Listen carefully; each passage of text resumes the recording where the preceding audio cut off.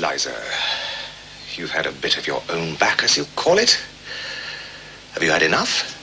And are you going to be reasonable, or do you want any more? You only want me back to pick up your slippers and to put up with your tempers and to fetch and carry for you? I haven't said I wanted you back at all. Oh, indeed. Then what are we talking about? About you, not about me. If you come back, I shall treat you as I've always treated you. I can't change my nature, and I don't intend to change my manners. My manners are exactly the same as Colonel Pickering's. That's not true. He treats a flower girl as if she was a duchess. And I treat a duchess as if she were a flower girl. I see. The same to everybody. Just so. The question is, Eliza, not whether I treat you rudely, but whether you've ever heard me treat anyone else better. I don't care how you treat me. I don't mind your swearing at me. I shouldn't mind a black eye. I've had one before this. But I won't be passed over. Then get out of my way, for I won't stop for you. You talk about me as if I was a motor bus. So you are a motor bus, all bounce and go, and no consideration for anyone. But I can do without you. Don't think I can't. I know you can. I told you you could. I know you did, you brute. You wanted to get rid of me. Liar. Thank you. You never asked yourself, I suppose, whether I could do without you. Don't you try to get round me. You'll have to do without me. I can do without anyone. I have my own soul, my own spark of divine fire.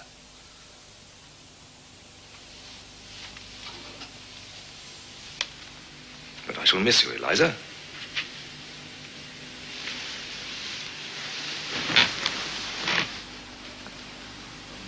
I've learned something from your idiotic notions, I confess that, gratefully and humbly. I've grown accustomed to your voice and appearance.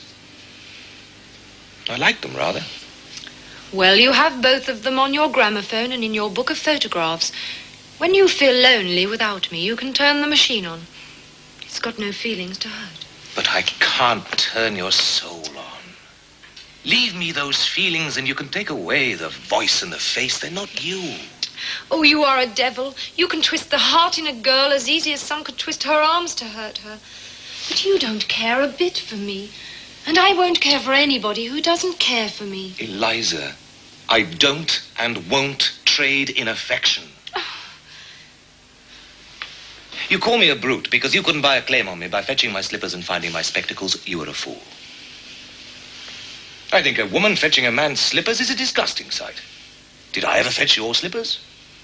I think a good deal more of you for throwing them in my face.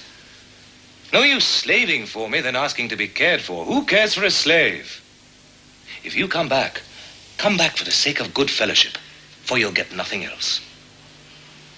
You have had 1,000 times as much out of me as I have out of you.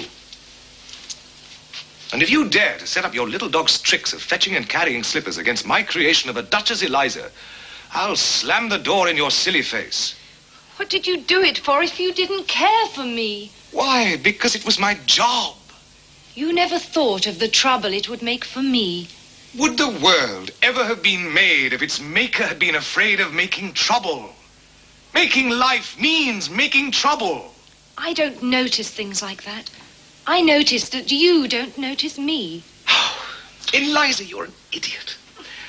Understand once and for all that I go my way and do my work without caring tuppence what happens to either of us. So come back or go to the devil, which you please. What am I to come back for? Why, for the fun of it. That's why I took you on. And you may throw me out tomorrow if I don't do everything you want me to. Yes, and you may walk out tomorrow if I don't do everything you want me to. And live with my stepmother? Yes, or sell flowers. Oh, if I only could go back to my flower basket. I should be independent of both you and Father and all the world. I'm a slave now for all my fine clothes. Not a bit of it. I'll adopt you as my daughter and settle money on you if you like. Or would you rather marry Pickering? I wouldn't marry you if you asked me. And you're nearer my age than what he is. Than he is, not than what he is. I'll talk as I like. You're not my teacher now. Don't imagine Pickering would, though. He's as confirmed an old bachelor as I am. That's not what I want, and don't you think it. I've always had chaps enough wanting me that way. Freddie Hill writes to me 2 and 3 times a day. Sheets and sheets. Damn his impudence. He has a right to if he likes, poor lad. And he does love me. Oh, you've no right to encourage him. Every girl has a right to be loved. What? By fools like that? Freddie's not a fool. And if he's weak and poor and wants me, maybe he'd make me happier than my betters that bully me and don't want me. In short, you want me to be as infatuated about you as Freddie. Is that it? No, I don't. All I want is a little kindness. I know I'm a common, ignorant girl and you a book-learned gentleman, but I'm not dirt under your feet. What I